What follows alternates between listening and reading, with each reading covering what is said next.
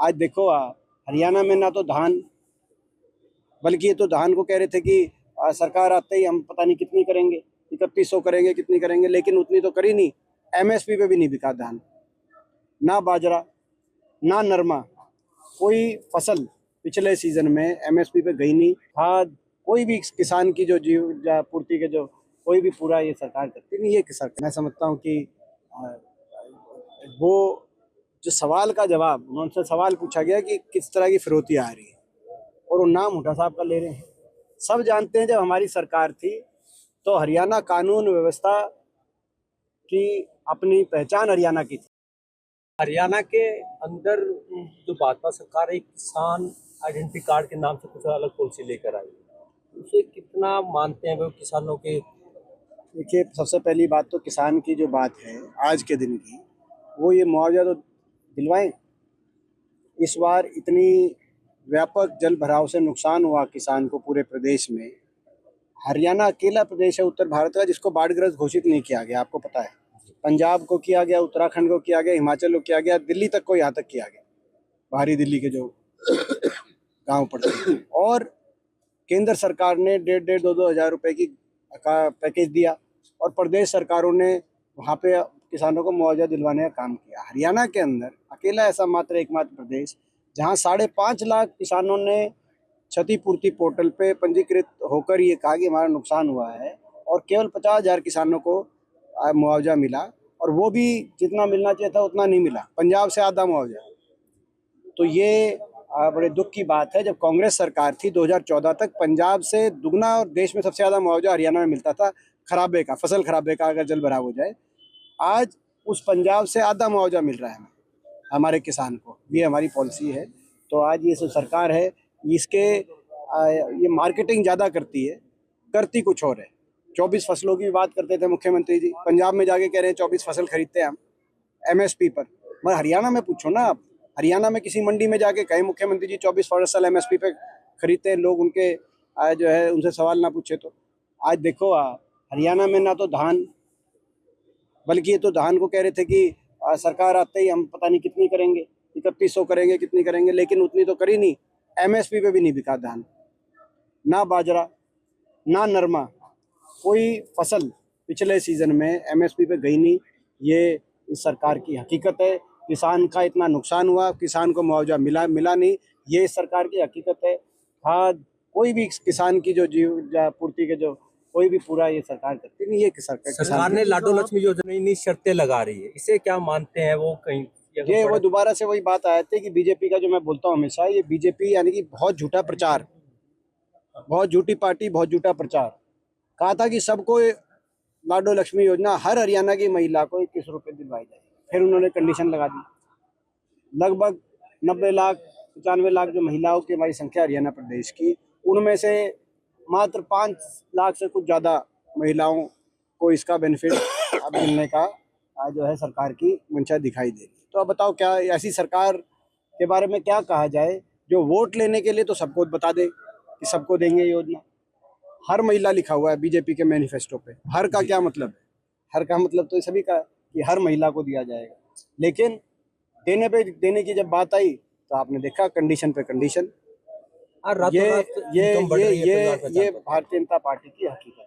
सांसद की बात की जाए ईडी की, तो आज जो है ईडी में महेंद्र प्रताप सिंह के यहाँ ईडी की रेड पड़ी उनके बेटे के घर पे। बड़ी मैं निंदा करता हूँ, जैसा कि कल ईडी के छापे पड़े पूर्व मंत्री महेंद्र प्रताप जी के निवास स्थान पे। उनके जो सुपुत्र हैं विजय प्रताप जी, वो भी हमारे चुनाव के प्रत्याशी रहे थे मात्र 2000 वोटों से बड़कल विधानसभा क्षेत्र से।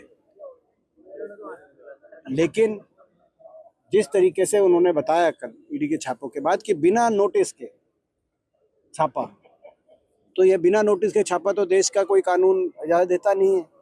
तो ये क्या हो रहा है इस देश में? ये कहीं ना कहीं विपक्ष के लोगों को निशाने पे लिए जाने की प्रक्रिया की नज़रिए से ही लोग देख रहे हैं। इससे पहले आपने देखा ममता बनर्जी और वेस्ट बंगाल के अंदर ईडी और सीबीआई की एंट्री हुई। जिस भी प्रदेश में इलेक्शन होते हैं वहाँ ईडी और सीबीआई की एंट्री हो जाती है।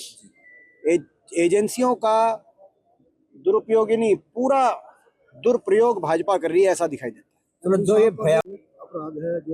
देखिए, ये जो है मैं देख रहा हूँ जिस तरीके से बडोली जी ने जो कहा, क्या वो मैं समझता हूँ कि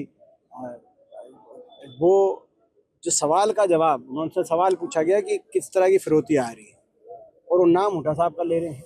सब जानते हैं जब हमारी सरकार थी तो हरियाणा कानून व्यवस्था की अपनी पहचान हरियाणा की थी। हरियाणा शांति प्रिय खुशहाल प्रदेश था, सारे गैंगस्टर हरियाणा छोड़ के चले गए और इसीलिए निवेश में हरियाणा नंबर 1 बना था। आज निवेश तो नोएडा में जा रहा है और उत्तर प्रदेश के गैंगस्टर हरियाणा में आ रहे हैं। बडोली जी बताएं।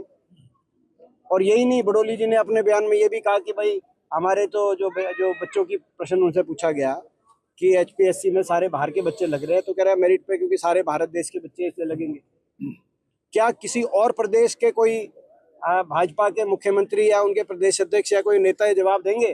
क्या यूपी वाले मुख्यमंत्री जी कह देंगे कि भाई यूपी में बाहर के बच्चे लगेंगे? उस बात को भी जस्टिफाई कर रहे हैं। तो बडोली जी का तो खैर मैं क्या जवाब दूं, लेकिन इस तरह की जो बात उन्होंने कही वो दिखाई देता है कि उन्होंने जवाब नहीं है। इस बात का कोई जवाब नहीं है कि हरियाणा आज देश में सबसे असुरक्षित प्रदेश मोदी सरकार ने हरियाणा को क्यों घोषित किया। मोदी सरकार ने, केंद्र सरकार ने, गृह मंत्री अमित शाह जी हैं, उनके मंत्रालय ने जब कानून व्यवस्था की रिपोर्ट बनाई 2023-24 की, तो देश का सबसे असुरक्षित प्रदेश, जिसमें देश में सबसे ज्यादा नंबर 1 पे हत्या दर हो, सबसे ज्यादा नंबर 1 पे अपहरण दर हो, सबसे ज्यादा नंबर 1 पे फिरौतियों के मुकदमे दर्ज हुए हों, ऐसा प्रदेश हरियाणा क्यों डिक्लेयर हुआ केंद्र सरकार, भाजपा की सरकार द्वारा? बडोली जी ये बताएं। सांसद जी अध्यक्ष हैं, उनकी टिप्पणी को लेकर काफी रोष सामने आ रहा है हरियाणा के अंदर, चाहे वो हमारी मांग है कि एचपीएससी के चेयरमैन को तुरंत बदला जाए, हटाया जाए, बर्खास्त किया जाए और नया एचपीएससी का चेयरमैन हरियाणा वासी। क्या 3 करोड़ हरियाणा वासियों में एक भी कोई ऐसा नहीं है जो एचपीएससी के चेयरमैन के लायक हो? और मैं ये भी सवाल पूछता हूं मुख्यमंत्री जी से, या वो देश में दूसरा प्रदेश बताएं जिस किसी दूसरे प्रदेश में उनके पब्लिक सर्विस कमीशन का चेयरमैन उस प्रदेश की बजाय किसी दूसरे प्रदेश का बनाया गया। एमपी साहब, क्या हरियाणा 28 प्रदेशों में अकेला प्रदेश जहां अपने प्रदेश का नहीं बनाया गया, बाहर का बनाया गया?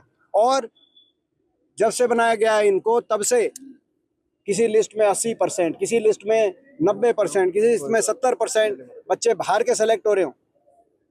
ये बताएं मुख्यमंत्री जी, ये सरकार बनाए। हमारी मांग है कि एचपीएससी के चेयरमैन को तुरंत हटाया जाए। ये लगातार मैं मांग उठा रहा हूँ और बच्चे भी एचपीएससी के बाहर बैठे हुए, आपने देखा भी क्या हुआ असिस्टेंट प्रोफेसर इंग्लिश में, तो बच्चे आज तक बैठे हुए हैं इतनी ठंड में। उनके साथ हमारा समर्थन है। नहीं, उन्होंने साफ तौर पर ये कहा है कि जो एचपीएससी आयोग के अध्यक्ष ने कहा कि हरियाणा की जो यूनिवर्सिटी हैं, कॉलेज हैं, वो इस काबिल नहीं है कि आपको चित्र तैयार कर सके। ये जो उनका बयान है, इस बयान के आधार पर उनको बर्खास्त किया जाना चाहिए। अगर हरियाणा की यूनिवर्सिटी इतनी खराब है कि बच्चों को इतने काबिल नहीं बना रही, तो पहली बात तो शिक्षा मंत्री है अपना इस्तीफा दें, 12 साल से इनकी सरकार है। लेकिन उसी हरियाणा की यूनिवर्सिटी से निकल के बच्चे अगर यूपीएससी में टॉप हो रहे हैं, देश विदेश में आगे जा रहे हैं। मैं स्वयं हरियाणा की यूनिवर्सिटियों से पढ़ के गया, उसके बाद जब अमेरिका में मैंने एमबीए किया तो मैंने अपनी यूनिवर्सिटी में टॉप किया, जो कि वहाँ की टॉप यूनिवर्सिटीज में से एक है। तो देश विदेशों में हरियाणा की यूनिवर्सिटियों से पढ़ के बच्चे जा रहे हैं और देश की हर एग्जामिनेशन को टॉप कर रहे हैं, विदेशों में अपनी साख बना रहे हैं, लेकिन एचपीएससी में नहीं आ पा रहे। यूपीएससी में आ रहे लेकिन एचपीएससी में नहीं आ रहे, और एचपीएससी चेयरमैन कह रहे हैं हरियाणा की यूनिवर्सिटी खराब है। ऐसे एचपीएससी चेयरमैन को तुरंत बर्खास्त किया जाए। मैं दोबारा से मांग करता हूं। क्या मीडिया को ये आवाज को दबाया जा रहा है? ये पंजाब केसरी के समूह पर कल रात को मैंने ट्वीट भी किया था इस बात को कि पंजाब केसरी एक ऐसा अखबार है, हमारे दोनों प्रदेशों ही नहीं, मैं समझता हूँ उत्तर भारत की एक स्वतंत्र और निडर पत्रिका के रूप में पंजाब केसरी का अपना एक इतिहास रहा है। देशभक्त परिवार पंजाब केसरी के जो संस्थापक रहे हैं वो देशभक्त और आर्य समाजी परिवार रहा है। उनका जो है बड़ा योगदान रहा है हमारे ताने बाने में देश के। आज उन पे इस तरह से पंजाब आम आदमी पार्टी, तो आम आदमी पार्टी तो बीजेपी के भी आगे निकली। मीडिया की आवाज़ दबाने में आम आदमी पार्टी ने जो कदम उठाई सरकार ने पंजाब में, इसकी हम निंदा करते हैं और पंजाब केसरी के हम साथ हैं।